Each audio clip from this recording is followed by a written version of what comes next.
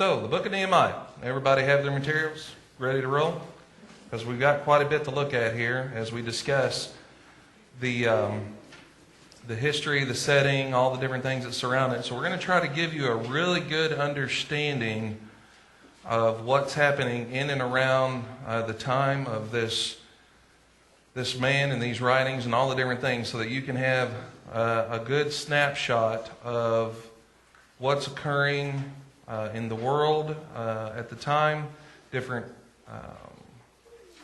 kingdoms that are rising and falling, and what comes to pass, that how Nehemiah ends up where he ends up, and how he ends up doing what he has the privilege to serve God in doing. So we have our materials here, and we're just going to work our way through them. And you see some of them are charts and maps and so forth. We're going to highlight some things on each one of those, and then hopefully by the time we're done this evening, we'll have a very good understanding of all these things, and then you'll have these to reference. This will benefit not only your study for the book of Nehemiah, but there's things in here that will benefit the books of Jeremiah, Lamentations, Esther, Ezra. These materials will be beneficial for your studies in there as well. So that was one of my goals in putting this together for you. So on our first page, it says about the book of Nehemiah. This is from J.W. McGarvey, a guide to Bible study. This was published in 1897. It says, in the ancient Hebrew manuscripts, the book of Ezra and Nehemiah were written as if they were one. But the title, the words of Nehemiah, the son of Hakaliah, clearly indicate the beginning of another book and justify the separation which was made in the Greek translation at an early period. While the temple was rebuilt by Zerubbabel, it was the work of Nehemiah to rebuild the city walls. He went from Babylon for this purpose 13 years after Ezra went there to establish the law. That which moved him to the undertaking is set forth in the first chapter. The distress there depicted, which overwhelmed him on hearing that the city, the place of his father's sepulchres, was lying waste and its gates burned with fire, is accounting for if he had previously thought that since the return of so many captives, the walls had been rebuilt. Though it is supposed by some scholars that they had been rebuilt and had been thrown down again within the 13 years just mentioned. So we have here the beginning things here, and we talk about whether the walls had been torn down from different things. There was, when Ezra was going back to do his work, there was a lot of opposition. In fact, Ezra tried, as we're going to see, to get some work done on the walls, and he ran into some opposition, and in fact ended up being a little bit of a black eye on him and his leadership.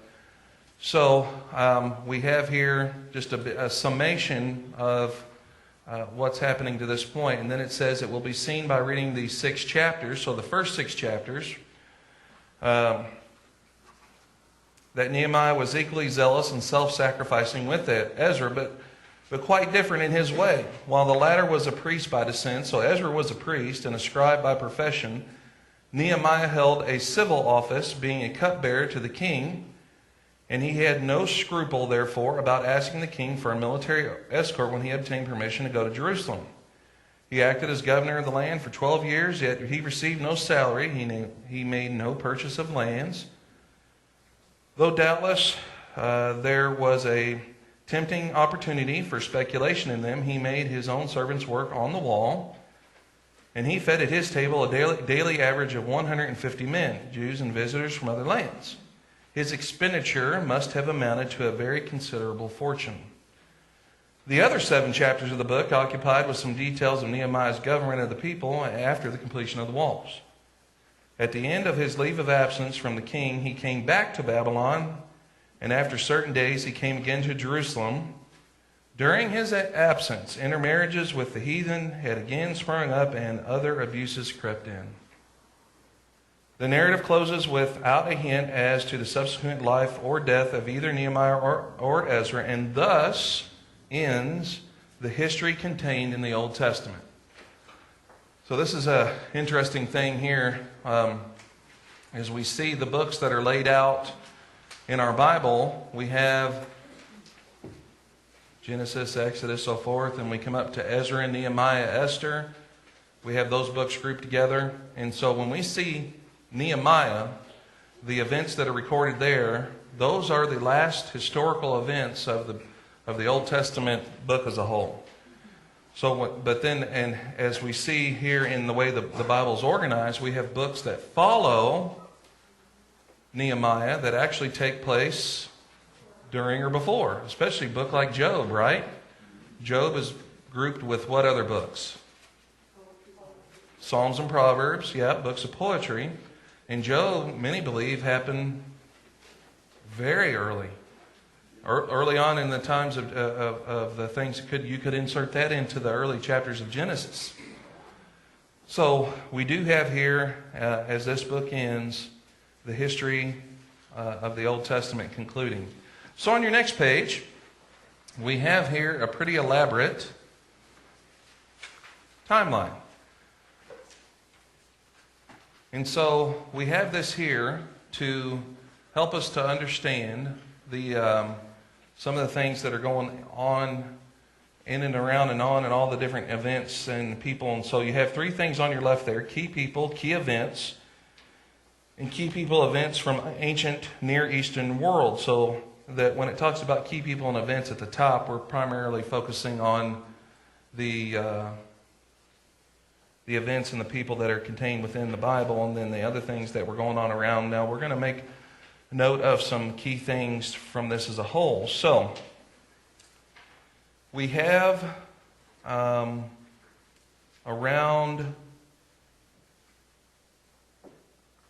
600 BC. You see the timeline there? And as you follow it down, you see just on the left side of this, you see the first deportation of Babylon, 605 BC. You guys see that? If you follow 600 BC all the way, it's about midway in the page. And then just on the other side of that, you see the second deportation of Babylon at 597 BC. So this is, you guys see it? Everybody see it? No? Okay, you see 600 BC at the top?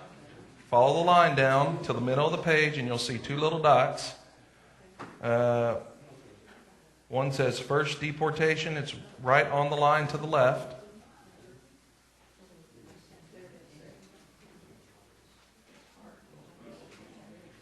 Too small?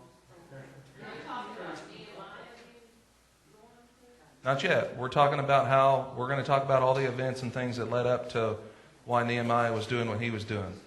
So Nehemiah is not involved in this yet, but this is the situation as to why did they have to return and rebuild? Well, this is why. Because these are the events that led up. And this was, if you go back up the line to 600 BC, you'll see there kind of in the reddish where it says Zedekiah, and if you look directly below that, you'll see where it says destruction of Jerusalem and the temple. Okay? In 586 BC.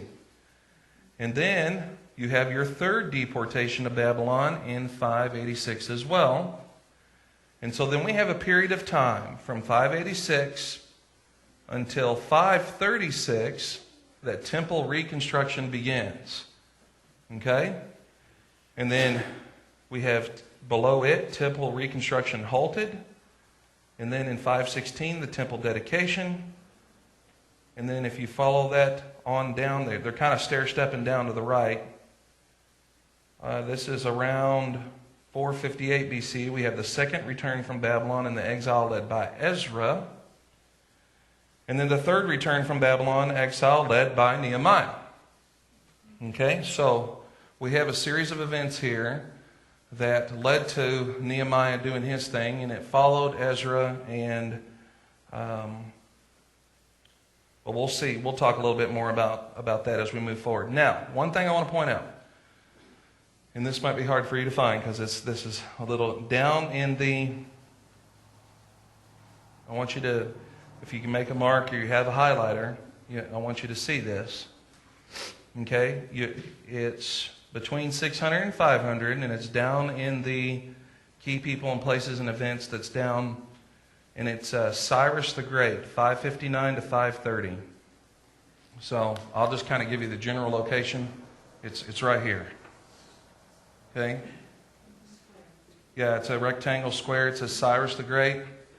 Okay? Now, that name is significant for a lot of reasons. Okay? And we're going to point that out on another one, but that name is very, very significant, that name in particular. Okay? And so we'll move to one that may be a little bit easier to read. Go ahead and turn the page to the next, and it should say Kings of Neo-Babylonia. That where we're at. All right, now this might be a little easier to read, but we'll highlight some of these events. Now, in 605, we have a fellow by the name of Nebuchadnezzar. You guys heard of that guy? Okay, well, he followed a fellow by the name of Nabopolassar.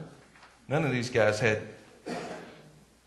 easy names. None of them are like Smith or Jones or anything like that. Frank. So we have on the dates with Nebuchadnezzar in 605. Now this is important. The northern kingdom, as we're going to see, of Israel, were they in existence at this time? We're going to see here in a little bit. They were under Assyria. They got trucked by Assyria, right? And so Assyria was the world power until Babylon came on the scene. And so Nabopolassar there in 625 to 605, what's happening there is they are overtaking Assyrian rule. So when you see places like Ashur, the defeat of Ashur, and the defeat of Nineveh, we all know Nineveh, right? What book of the Bible do we associate with Nineveh? Jonah, right? And so they were conquered, as was predicted by Babylon. And so now Babylon is the dominant force on the scene. And then in 605, we see the final defeat of Assyria at Carchemish. And during this time, they come to Jerusalem, and Nebuchadnezzar demands a tribute from King Jehoiakim. And then he deports many of Jerusalem's best and brightest, including Daniel. So we're starting to see here how these other books fall into the history that's all going to lead up to what's important, what's happened in Nehemiah. So when it says paying tribute, what is that? Have you guys ever seen movies like The Godfather? And The Garbage Man, you got to pay him a little extra, or... Right? So it's yeah, that's what we call it now. But they called it tribute. You'll pay tribute to us.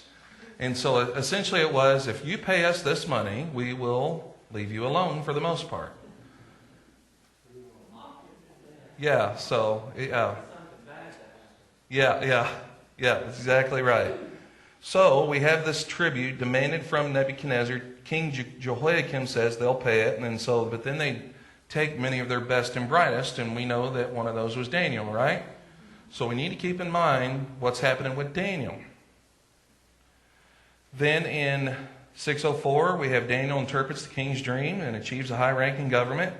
Shadrach, Meshach, and Abednego survived the fiery furnace. They weren't near, roundabout, or right? Or close by. They were in it, right? That's pretty good, wasn't it? I thought that was good. And I stumbled onto that, and I was like, oh, that is good stuff right there. So, now here's where things responds to King Jehoiakim's rebellion with a show of force. So Jehoiakim, why do you think they rebelled? Tired of paying the money, right? We're tired of giving you money. Kind of like in Bug's Life when the hopper comes for the food that they collected, so they could eat, and they weren't going to be left with much. They eventually rebelled. So we worked in a Pixar movie here as well. So we've got Godfather and Pixar on other ends of the spectrum. They're getting shook down, so they got tired of it. So then in 597, they respond to King Jehoiakim's rebellion with another deportation, which includes Ezekiel, removes all the treasures from the palace and the temple. Now this is where things really go sour. So all this time, so 605 to 585, 586 is a period of time when they're under Nebuchadnezzar, and King Zedekiah, rebellion. He said, we're done, and so they rebelled, and Nebuchadnezzar said, that's it. So they laid siege to the city, and it culminates in the utter destruction of the city, including the temple, and a final deportation of Judah's citizens. So, 3 different deportations, 3 different rebellions squashed, but the final one, they laid siege to the city. Now, does everybody understand what happens during a siege? Yeah, they cut off what? Food and water supplies, anything coming or going. And what happens on the inside is described in books like Jeremiah and Isaiah, and it's not pretty. It's not a pretty picture. So that's what occurs. So now we have the nations destroyed, utterly destroyed, the third deportation. And so then we have the things that are still occurring with Daniel and so forth. And then down at the very bottom we see Belshazzar in 559 to 539 was a co-regent. The writing on the wall predicts the loss of the kingdom to the Medes and the Persians. Okay? To the Medes and the Persians. If you've ever heard the term Medo-Persian Empire, that's where this comes from, is the Medes and the Persians. So let's see now what happens under Persian rule. So your next, as we're looking here, should be the kings of Persia. Now, we talked about Cyrus, right? Now, if you see there on your right, if you see there it says King Cyrus, the dates, the key events, and so forth. Let's look at Isaiah chapter 44. And this is very significant.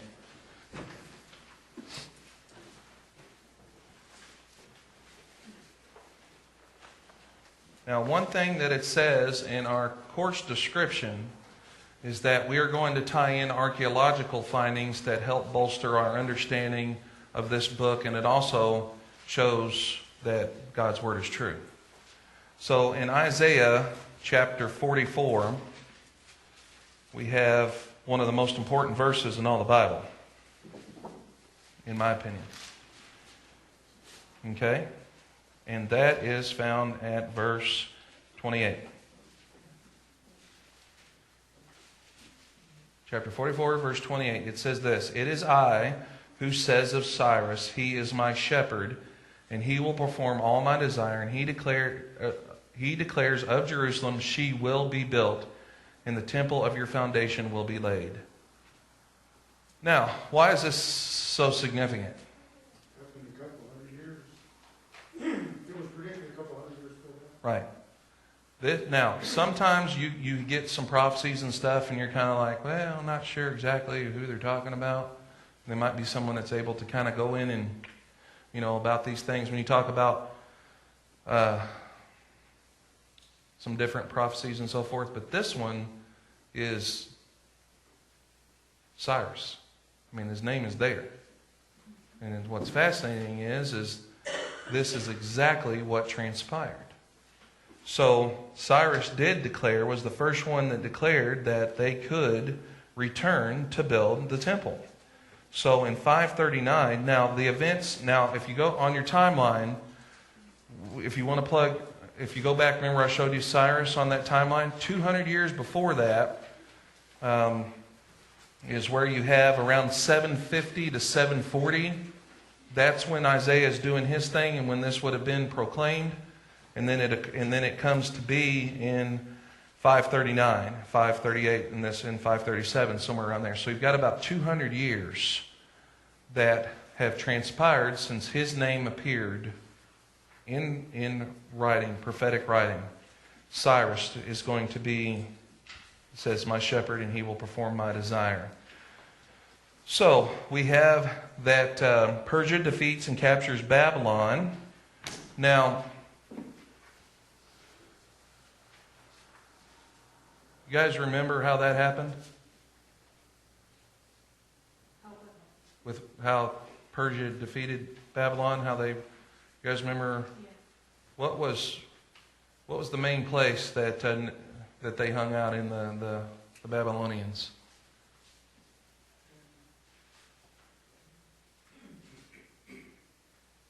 Remember they had a pretty large fortress, and what was the only way in or out? Water. Right? And so each night, what did they have to do? Close the gates, right?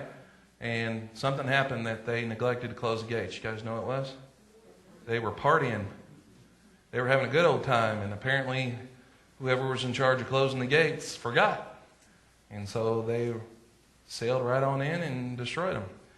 So Persia defeats and captures Babylon. First Israelite returned from Babylon, exile under Zerubbabel. In 537, the altar is rebuilt. That's one of the first things they did. The foundation of the temple in Jerusalem is laid. Daniel's vision of the days to come. In 536, opposition to rebuilding the temple grows. So this is where we talked about the opposition that's occurring and preventing them from doing what they want to do. Now, so in 530 to 520, the rebuilding at the temple of Jerusalem stops because of opposition. Now, this is important. Darius the First, there it says 521, he builds a palace in Susa. So keep that in mind, that place in mind. That's going to come up. Now we have the temple reconstruction restarts because of two fellows. We have two other books of the Bible that come into play, and they were Haggai and Zechariah, right? The 1-2 punch. These guys, they were not really doing much, and so what were they doing though, as far as building was concerned? And Haggai and Zechariah kind of kicked them in the shins and said, "You need to straighten up, get your priorities right." What were they doing? Yeah, they were paneling their homes and doing all that while the Lord's house, as they said, laid waste, right? So they straightened them out, got them back on track, and the temple construction completed. And then we have the Greeks defeat the Persians at Marathon. So who would have been involved in that? Now, and then here's another interesting thing. Under Xerxes, or Ahasuerus, in 486 to 465, you see there at 478, there's something interesting happens here, and that is Esther becomes queen of Persia. Now, you might be asking yourself, what's that got to do with anything? You're going to find out. Well, did I even bring that out here? Rats, I didn't. Well, she is instrumental on a big picture because as a result, what was Haman's plan was thwarted, right, of genocide of her people, right? Now, all this is taking place at Susa. Okay? The palace at Susa, all these things was taking place there. So Esther and her influence is very much in force. In fact, we're going to find out that later on as we study this about Esther's proximity and relationship to Nehemiah. So now we come to Artaxerxes I in 465 to 424. We have the Israelite return from Babylon under Ezra, and now we finally get to the Israelite return from Babylon under Nehemiah. We have the defensive wall of Jerusalem restored, and then the last thing we see under Artaxerxes, which is the king of Persia still ruling at this time, Nehemiah travels back to Persia and then returns back to Judah for a second term as governor. And then we have some other things happening here in the kings of Persia. So we have a pretty good comprehensive idea of the events that have led up to Nehemiah doing his thing and that surrounded it. So now as we look on our next page, which is the kings of Israel and Judah,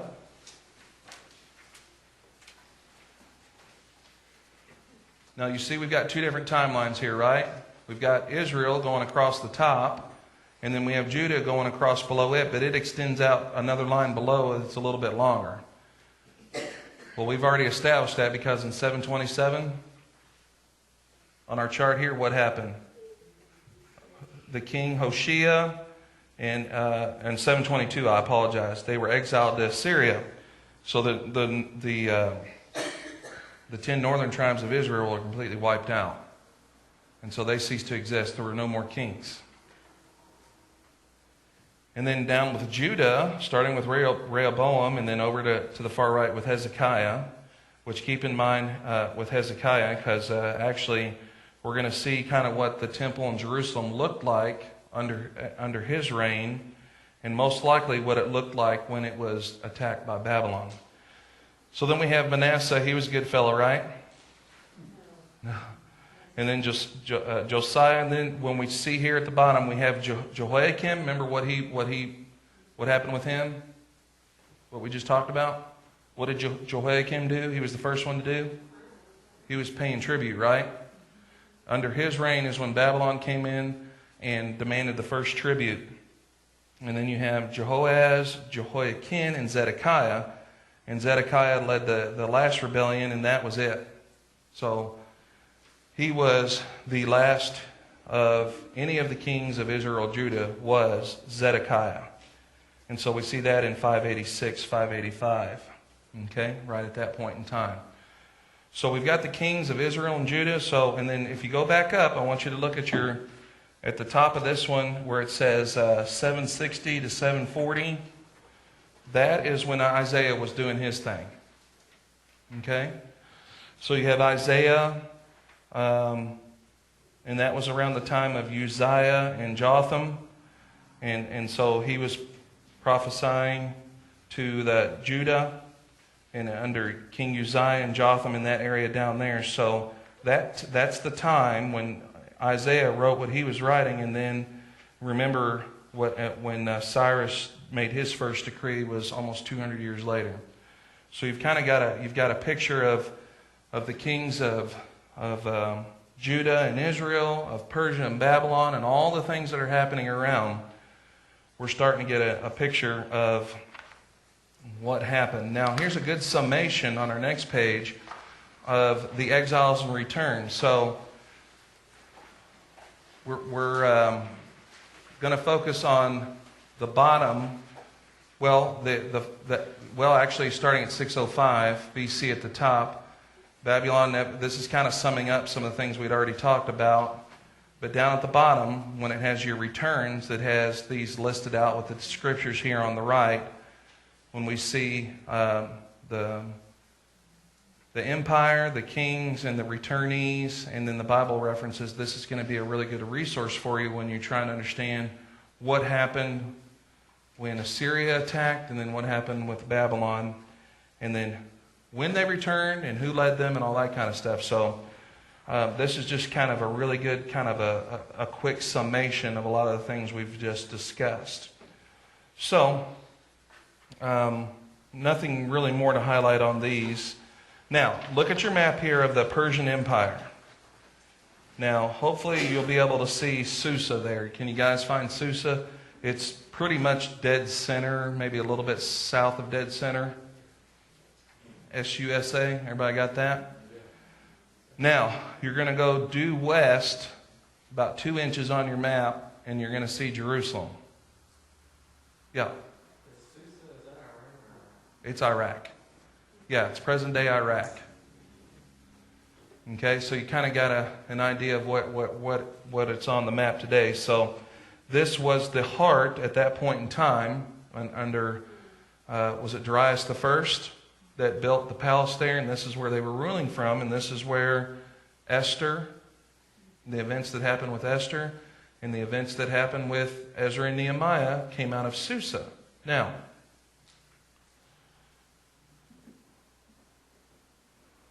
use your little key there if you can see it. How far is that?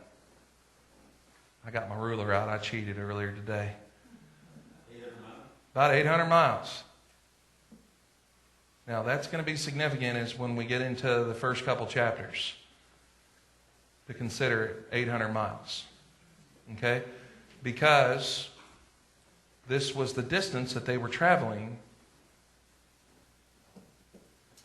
You know, even for us today, that's a pretty good far piece, right? There's some terrain, absolutely. I don't know about a full mountain range. I couldn't tell you, to be honest, but it'd be interesting to see what path they had to take, because we're saying 800 miles straight shot. No telling what they had to, if they had to go down and around, or if maybe we could find a resource that would show us maybe the path that they most likely took. But yeah, there's definitely mountains in the area. So, and maybe desert that they couldn't cross, that they had to work around. So it could have been, as Warren said, 1,000 miles. It could easily have been 1,000. So, what's that? 903. Yeah, 903. It's put it down. Yeah. So, but the reason this map's important is because of the things that had to take place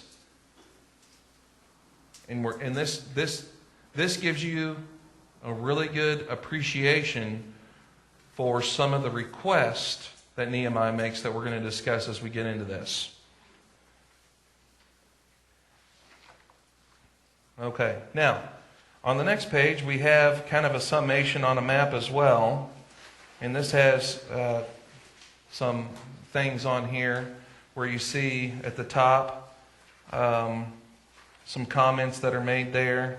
But I included this primarily because of the bottom map. Now, what you're going to see, and I think this is very interesting from this map and the next, if you're able to look at both, are you able to look at both, or are they on the front and back? I know it might be tricky. The next page that looks like this, if you're able to look at both, do that. And so what you can kind of do is you can kind of superimpose the way this looks on this map. So what I'd like you to do is on this one it says Jerusalem during the time of the Old Testament. What we're going to do is go down that key that's in the upper left-hand corner. It starts with Jebusite city, city of David. And you're going to see how the footprint of Jerusalem changed over the years. Okay, and so we start with the Jebusite city, the city of David, which is down here at the bottom in that solid dark line. Okay, that solid dark line. And then we have Solomon's addition, which is the red line above it. You see where it says Temple Hill? Now, if you look at that dark line there, and then the Temple Hill, and then compare it to this, you see that same footprint? Okay, so this is what they reestablished right here when they came back. Okay, but we're going to see what they lost in the process. So keep following on the right-hand page where it says 8th and 7th century edition. You see that dotted line? That's a dotted yellow line. That's going to be, see where it says Temple Hill and you see that red box? There's a little yellow dotted line that comes out and goes west and then down south and around, and it encompasses the southwestern hill, and then down at the bottom where it says Siloam Pool. You guys see that? So that was the next footprint of the entire city of Jerusalem. And then you have Manasseh's edition, which is a thin green line, it looks like. Oh yeah, and that's not much. That's just on the very far right here. This itty bitty spot right here that he added. And then the post-exilic edition, you see that the dotted line that goes up around this way. So that actually, I believe, includes... You mean around the temple? Yeah, up around to the left temple, there's like a dotted line with some gates. That may include this exile, this post-exilic that was added on there. And then the Hasmonean, which was later on, which is the orange line. And then the 16th century old city wall. There at the top is the northwestern hill and the pool of Bethsaida and all that stuff. So that's how the footprint of the city has changed over the years. Now, anywhere you see those two vertical lines, those are gates that Nehemiah talked about. Okay, so that edition there, that was the post-exilic edition. You see those gates. And then there's gates down at the bottom by the Siloam Pool. And then on the east side by the Temple Hill, you'll see those gates. When they're talking about different gates, the water gate, these different gates that they worked on, that's what these are referencing, these markings on here. Okay, so now, and then on your next page, you have kind of a really nice artist rendering of the Jerusalem of Hezekiah. Remember we said this is most likely what the shape it was in and what it looked like when they were laid siege, and then it was very similar to this when the Babylonians came in and wiped them out. And so you can see that they lost a lot of that after the return. Can you see that? Compare this to this here, and you see that a lot of where they rebuilt, all this over here was not in the exilic return. It was all just kind of left barren. There were some houses and things. So And then down here at the bottom, you see the number 4, that Siloam pool, which is referenced. The temple up at the top, number 5, on the top right. So pretty much what you have is about maybe a little more than a third that was restored when they went back and rebuilt. So you get an idea of what was lost in that time period. Any comments or questions right now? Yeah. Do you find it odd that 2,600 years later, there are still Jews trying to build around Jerusalem, and it just turned the entire world upside down in the UN Security Council, where our president abstained out of the vote, and these other countries threw Israel completely under the Sure. And this is over just some very small structures being built Right. around Yeah, I think we're talking about what was rebuilt was 51 acres.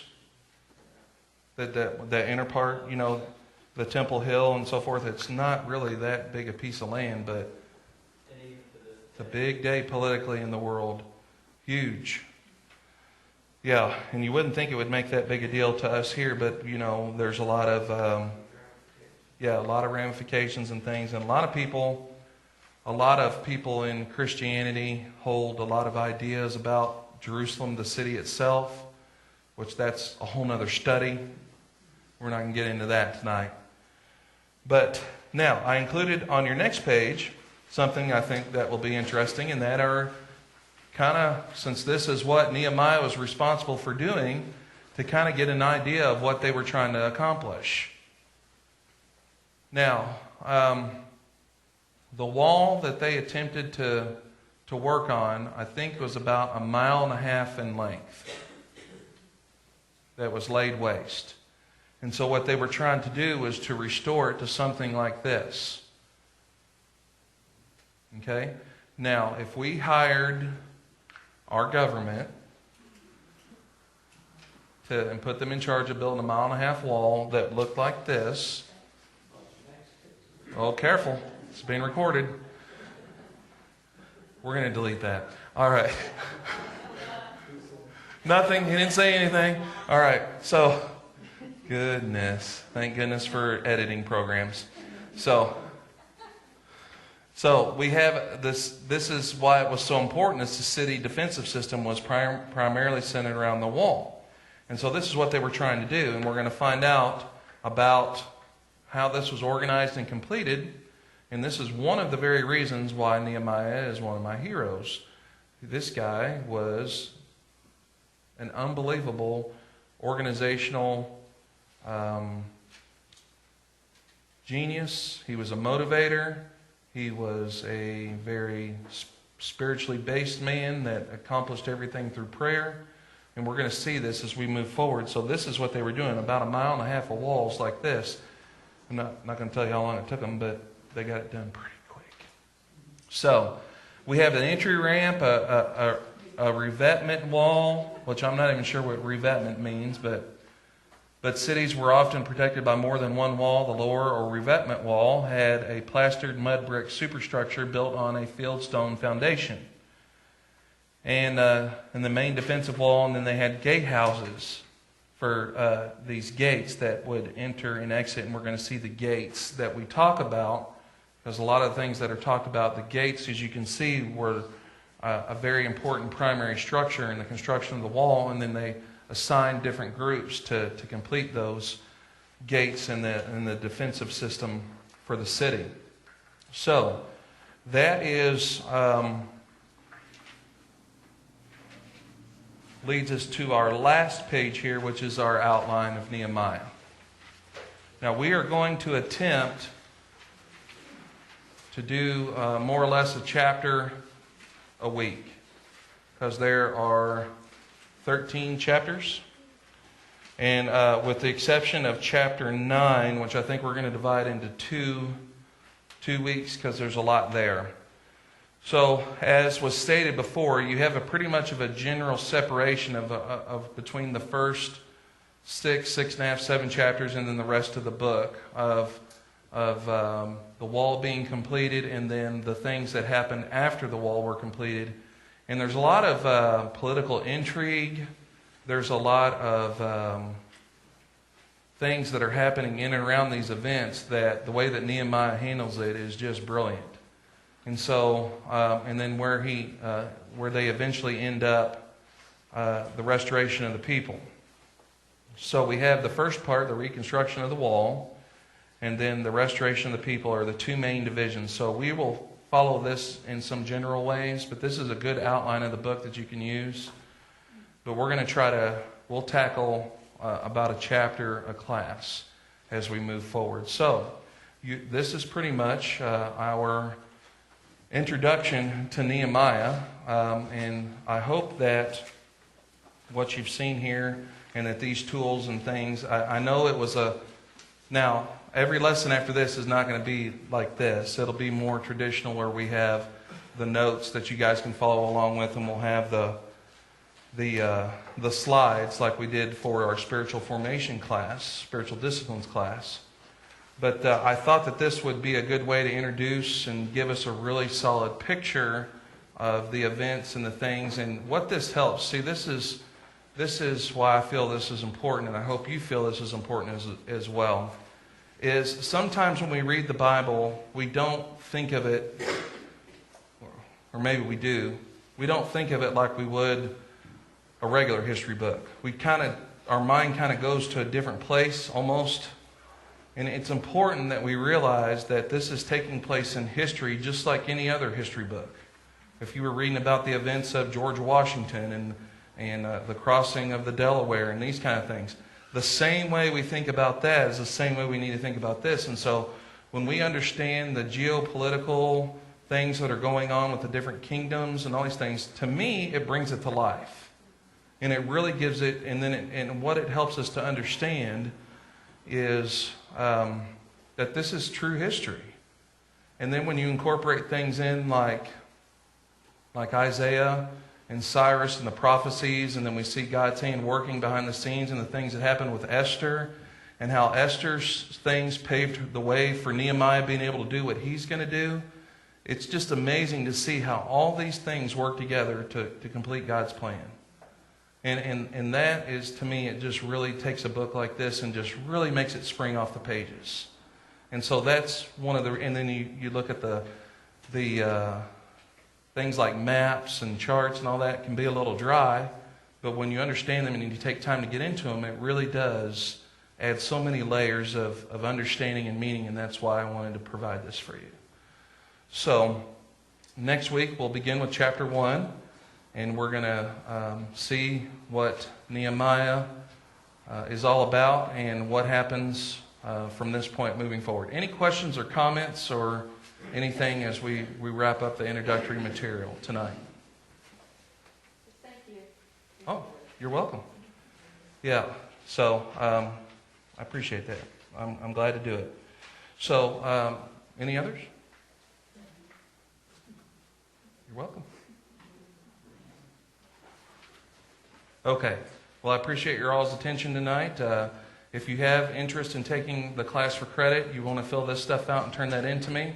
And then we will keep track of that as we move forward and begin with Nehemiah chapter 1 next week. All right, let's be standing.